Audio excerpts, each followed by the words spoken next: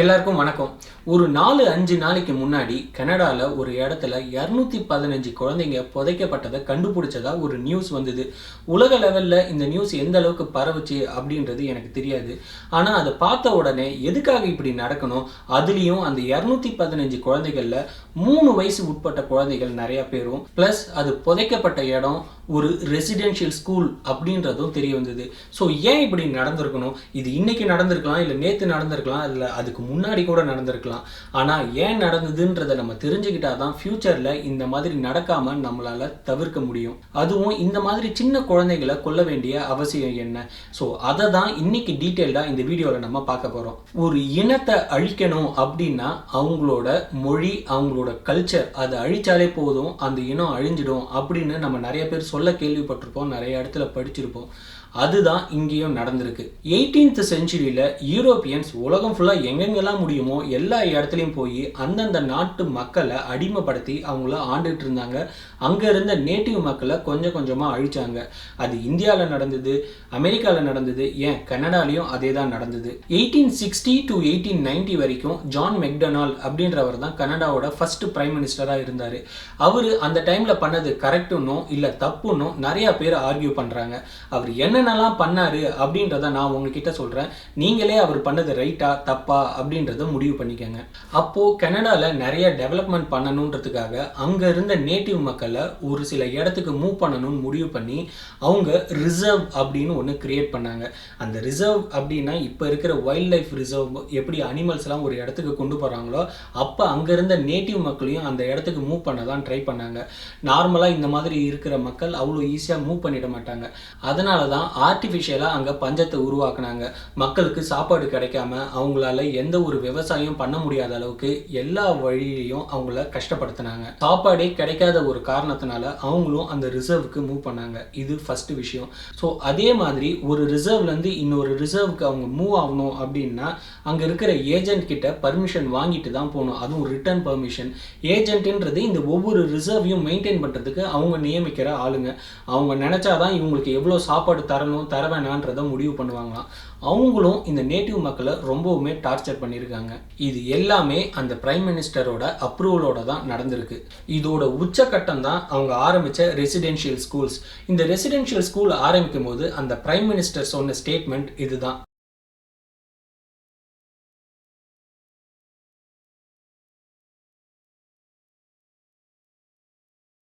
இந்த ஸ்டேட்மெண்ட்டில் இந்த பசங்கள்லாம் எழுத படிக்க கற்றுப்பாங்க. ஆனால் அவங்க அப்பாங்கெல்லாம் எப்படி சேவேஜாக இருக்காங்களோ, சேவேஜுன்றது ஒரு அனிமல் மாதிரி, நம்ம ஊரில் காட்டு மிராண்டி அப்படின்னு சொல்லுவாங்கள்ல, அந்த மாதிரி தான் இந்த பசங்களும் கற்றுப்பாங்க. அவங்க நம்ம ரூல் பண்ணணும், அதாவது நம்மளை மாதிரி இருக்கணும் அப்படின்னா அவங்கள அவங்க அப்பா அம்மா கிட்ட பிரிக்கணும். அவங்கள பிரித்து இந்த மாதிரி ரெசிடென்ஷியல் ஸ்கூலில் தான் சேர்க்கணும் அப்படின்ற முடிவுக்கு வந்தாங்க. அந்த டைமில் ஸ்டார்ட் பண்ணி கிட்டத்தட்ட 1970 வரைக்கும் கிட்டத்தட்ட இந்த மாதிரி 150 ரெசிடென்ஷியல் ஸ்கூலை ஸ்டார்ட் பண்ணியிருக்காங்க. இந்த மாதிரி ஆரம்பித்த 150 ஸ்கூலில் 1.5 லட்சம் ஸ்டூடெண்ட்ஸ் சேர்ந்து படிச்சிருக்காங்க. இதுதான் ஒரு இனத்தை அழிக்கிறதுக்கான ஃபர்ஸ்ட் ஸ்டெப்பே. அந்த ஸ்கூலை ஆரம்பித்ததுக்கப்புறம் என்ன தான் கவர்மெண்ட் ஃபண்ட் பண்ணாலும் அதை டே டு டே நடத்தினது கேத்தலிக் சர்ச்சஸ். அங்கே போனோடனே இந்த பசங்களெல்லாம் அவங்களோட நேட்டிவ் லாங்குவேஜை பேசக்கூடாது, அவங்களோட கல்ச்சர் எதுவும் ஃபாலோ பண்ணக்கூடாதுன்னு ரொம்ப ஸ்ட்ரிக்டாக ரூல்ஸ் அண்ட் ரெகுலேஷன்ஸ் போட்டிருந்தாங்க. அதை மீறின பசங்களை அடிக்கவும் டார்ச்சர் பண்ணவும் ஸ்டார்ட் பண்ணாங்க. ஒரு வருஷம் நடக்கிற ஸ்கூல், அதாவது செப்டம்பர் டு ஜூனில் 2 தடவை தான் அந்த பசங்க அவங்க அப்பா அம்மாவை போய் பார்க்கலாம், மற்ற நேரத்தில் அவங்க போய் பார்க்கக்கூடாது. இதை மீறி அவங்க தங்கியிருந்த இடம்லாம் ரொம்ப ரொம்ப ஒஸ்ட்டாக இருந்தது, ப்ராப்பராக மெயின்டைன் பண்ணல. அந்த பசங்களுக்கும் சாப்பாடு ஒழுங்காக கிடைக்கல.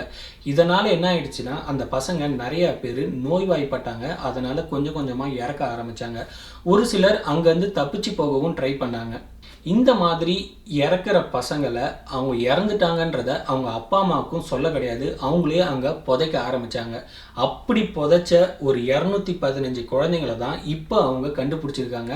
அந்த ஸ்கூல் பேர் தான் கேம்ப் லூப் ஸ்கூல். இந்த ஸ்கூலை 1890லேருந்து 1970 வரைக்கும் நடத்தியிருக்காங்க. ஒரு பாயிண்ட் ஆஃப் டைமில் இந்த ஸ்கூலில் ஒரு வருஷம் கிட்டத்தட்ட 500 ஸ்டூடெண்ட்ஸ் வரைக்கும் படிச்சிருக்காங்க.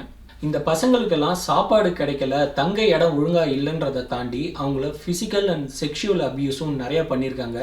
இதுக்கு பயந்து நிறையா ஸ்டூடெண்ட்ஸ் சூசைட் அட்டம் பண்ணியிருக்காங்க, தண்ணியில் முக்கி அதாவது ட்ரவுன் ஆகி இறந்துருக்காங்க. இந்த மாதிரி எக்கச்சக்க டார்ச்சர். இதெல்லாம் முடிவுக்கு வந்து கடைசியாக இந்த மாதிரி ஒரு ரெசிடென்ஷியல் ஸ்கூல்ஸ் க்ளோஸ் பண்ணது 1996. ஸோ இந்த மாதிரி ஸ்கூலில் படித்தவங்க இன்னமும் வாழ்ந்துட்டு தான் இருக்கிறாங்க. அப்படி இருக்கிறவங்களோட ஸ்டோரியெல்லாம் கேட்டால் ரொம்ப ரொம்ப கஷ்டமாக இருக்குது. அவங்க என்ன சொல்கிறாங்கன்னா, இந்த 215 பேர் கிடையாது, இன்னும் நிறையா பேர் இறந்துருக்காங்க அப்படின்னு நிறையா ஸ்டூடெண்ட்ஸ் கம்ப்ளைண்ட் கொடுக்கவே தான் ட்ரூத் அண்ட் ரீகன்சிலேஷன் கமிஷன் ஒன்று 2008 கனடாவில் ஃபார்ம் பண்ணியிருக்காங்க. அந்த கமிஷன் கிட்டத்தட்ட ஒரு 7-8 வருஷம் ரிசர்ச் பண்ணி என்ன நடந்ததுன்றதை பார்த்து 2015 ஒரு ரிப்போர்ட் சப்மிட் பண்ணியிருக்காங்க. அந்த ரிப்போர்ட்டில் மொத்தமாக 4100 குழந்தைங்க இறந்துருக்காங்க. அந்த இறந்த குழந்தைங்களில் 1/3 ஆஃப் த குழந்தைங்க ஆனா பெண்ணான்றதே தெரியல, அந்த குழந்தைங்களோட பேர் தெரியல, அவங்க எதனால் இறந்தாங்கன்றதே தெரியல அப்படின்ற மாதிரி நிறைய ஷாக்கிங் ரிப்போர்ட்லாம் வந்தது. ஸோ இதுக்காகவே அங்கே இருந்த ஆர்ச் பிஷப் பப்ளிக்காக மன்னிப்பு கேட்டிருக்காரு. ஜஸ்டின் ட்ரூடோ போப் ஃப்ரான்சிஸையும் இந்த மாதிரி மன்னிப்பு கேட்க சொல்லும்போது அதை வேறு ரீசன்ஸ்க்காக அவர் மன்னிப்பு கேட்க முடியாமல் அவாய்டும் பண்ணியிருக்காங்க. இப்போது நடந்த இந்த 215 குழந்தைங்களோட கண்டுபிடிப்புமே ஒரு தனியாக ஒரு ஆர்கனைசேஷன் ரேடாரை யூஸ் பண்ணி, அதாவது தரையை நோண்டி அந்த குழந்தைங்களை கண்டுபிடிக்கல, ரேடாரை யூஸ் பண்ணி இந்தமாரி பூமிக்கடியில் இத்தனை பேர் புதைக்கப்பட்டிருக்காங்கன்றதை கண்டுபிடிச்சிருக்காங்க. அந்த ஸ்கூல் சர்வைவர்ஸோட மெயின் ரெக்வெஸ்ட்டே இதெல்லாம் கண்டுபிடிக்கிறத தாண்டி அவங்க வாழ்கிறதுக்கு, அவங்க நிறைய டிப்ரெஷனில் இருக்காங்க, ஏன்னா சின்ன வயசுலேருந்து அவங்க அனுபவித்த கஷ்டங்கள் அவ்வளோ, அவங்க வாழ்கிறதுக்கு ஒரு வழிமுறை பண்ணணும் அப்படின்றது தான். கண்டிப்பாக கனடா கவர்மெண்ட் அதுக்கு ஏதாவது ஒரு வழி பண்ணுவாங்க அப்படின்ற ஒரு ஹோப் எனக்கு இருக்குது. அதெல்லாம் தாண்டி நான் முதல்ல சொன்ன மாதிரி ஒரு இனத்தை அழிக்கணும் அப்படின்னாங்கன்னா அவங்களோட மொழி அண்ட் கல்ச்சரை அழிச்சாலே போதும். ஸோ அதுதான் இங்கேயும் நடந்திருக்கு. இங்கே மட்டும் கிடையாது, உலகம் ஃபுல்லாக நிறைய இடத்துல நடந்ததும் அதுதான். ஸோ நம்ம மொழியை கல்ச்சரை எந்த காலத்துலையும் விட்டு கொடுக்காம இருக்கணும், அது ரொம்ப ரொம்ப முக்கியம் அப்படின்ற ஒரு பாசிட்டிவ் மெசேஜோட இந்த வீடியோவை முடிக்கிறேன். இந்த வீடியோ உங்களுக்கு தெரியாத ஒரு விஷயத்தை உங்களுக்கு தெரியப்படுத்தி இருந்தது அப்படின்னா லைக் பண்ணுங்கள், கமெண்ட் பண்ணுங்கள், உங்கள் ஃப்ரெண்ட்ஸுக்கிட்டையும் ஷேர் பண்ணுங்கள். இது வரைக்கும் சப்ஸ்கிரைப் பண்ணலன்னா சப்ஸ்கிரைப் பண்ணுங்கள். தேங்க்ஸ்.